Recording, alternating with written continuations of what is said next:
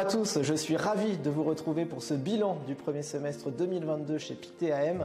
Alors ce que je vous propose, c'est de procéder en 3 étapes. D'une part, de revenir très rapidement sur l'environnement macroéconomique, puis nous passerons sur la gestion thématique avant de finir avec la gestion de performance absolue.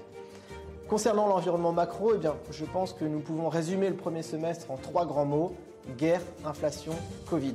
Alors d'une part le Covid parce qu'il a ressurgi en Chine et a été responsable de nombreuses perturbations dans les chaînes d'approvisionnement, dans les chaînes logistiques, ce qui a perturbé la production mondiale et a eu un impact notamment sur les performances des valeurs industrielles. Concernant la guerre, je pense que c'est l'élément sur lequel nous avons le moins de lisibilité à moyen terme, puisque le conflit russo-ukrainien semble parti pour durer et aura un impact notamment lié à l'inflation des matières premières agricoles et fossiles sur les performances des stratégies. Concernant l'inflation et la hausse des taux, la Fed a fait le choix en début d'année de combattre l'inflation plutôt que de soutenir la croissance, avec une hausse des taux qui a été très rapide et très brutale pour les marchés. Les valeurs de qualité croissance ont principalement souffert de cette hausse des taux rapide et ça s'est ressenti notamment dans la gamme thématique chez nous, et ça me permet de faire la transition avec la gestion thématique puisque les performances sont globalement en retrait. C'est vrai que nous avons souffert un petit peu plus que le marché depuis le début de l'année après 3 années de fortes surperformances. 2019, 2020, 2021 ont été des très bons crus pour la gestion thématique et l'impact de la hausse des taux a été d'autant plus ressenti depuis le début de l'année. Nous retrouvons des éléments naturels du marché, avec notamment la volatilité qui revient, qui va certainement nous offrir des opportunités d'achat sur la seconde partie d'année, mais à aujourd'hui, nous souffrons un petit peu plus que le marché. Malgré tout, des stratégies ont plutôt très bien résisté. Je pense notamment à la stratégie Timber, qui est investie sur l'actif bois, qui, de par son investissement dans un actif qui est réel, qui est tangible, protège d'une part, quelque part naturellement contre l'inflation et offre un biais cyclique avec un bêta d'environ 1,3 qui est particulièrement profitable depuis le début de l'année.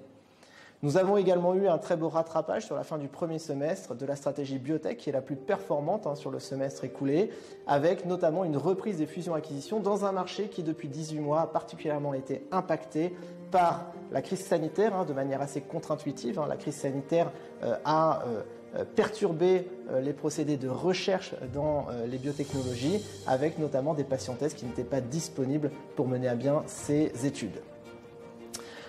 Concernant la suite de l'année, nous avons plutôt tendance à penser qu'à court terme, il n'y a pas véritablement de catalyseur sur le marché action pour justifier un repositionnement massif et immédiat. En revanche, compte tenu des niveaux de valorisation qui semblent particulièrement dégradés, n'oublions pas que nous sommes à moins 20% sur le S&P, que nous sommes à moins 30% sur le Nasdaq, nous estimons qu'il est plutôt judicieux de revenir progressivement sur les marchés et prioritairement au travers chez nous des fonds multithématiques qui sont plus diversifiés et qui nous semblent plus cohérents aujourd'hui. Alors les fonds multithématiques, c'est principalement la stratégie Global Megatrend Selection qui va équipondérer les 12 thèmes d'investissement majeurs de Pictet au sein d'un seul véhicule avec un rebalancement mensuel et une stratégie qui n'est pas un fonds de fonds, donc qui n'a pas la surcouche de frais. Et puis pour ceux qui ont une appétence pour l'environnement et pour les fonds plutôt typés ESG, je dirais que notre stratégie Global Environmental Opportunities, qui va sélectionner quelque part les plus belles valeurs ISR de la gamme Pictet, est également bien positionnée avec un niveau de surperformance plutôt très cohérent depuis sa création. Concernant la gestion de performance absolue, la stratégie Atlas s'est particulièrement très bien comportée ces dernières années, à la fois en termes de collecte et de performance. Depuis le 1er janvier, la stratégie recule légèrement en termes de performance, principalement impactée par les dossiers de croissance qui avaient été les meilleurs contributeurs en 2021. Et la gestion a décidé, dans cet environnement nouveau de hausse des taux, de réduire drastiquement l'exposition nette au marché, qui est passée de plus de 20% à moins de 2%. Nous estimons qu'il y a une asymétrie dans la perception de l'information par les investisseurs. Les très bonnes nouvelles sont faiblement saluées par le marché, alors que les mauvaises nouvelles, elles, sont lourdement sanctionnées. Dans ce contexte où nous estimons qu'il y a plus de coûts à prendre qu'à donner, les gérants ont décidé de réduire considérablement l'exposition au marché.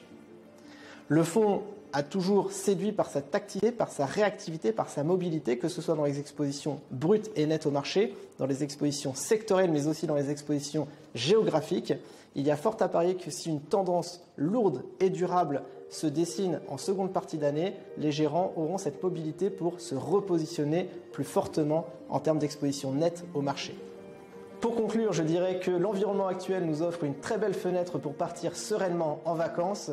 Il me reste à vous souhaiter un très bel été et en ce qui me concerne, je vous retrouverai à Patrimonia sur le stand J25 fin septembre. Ce sera alors l'occasion de faire le point sur l'évolution des marchés et sur les perspectives pour la fin de l'année 2022.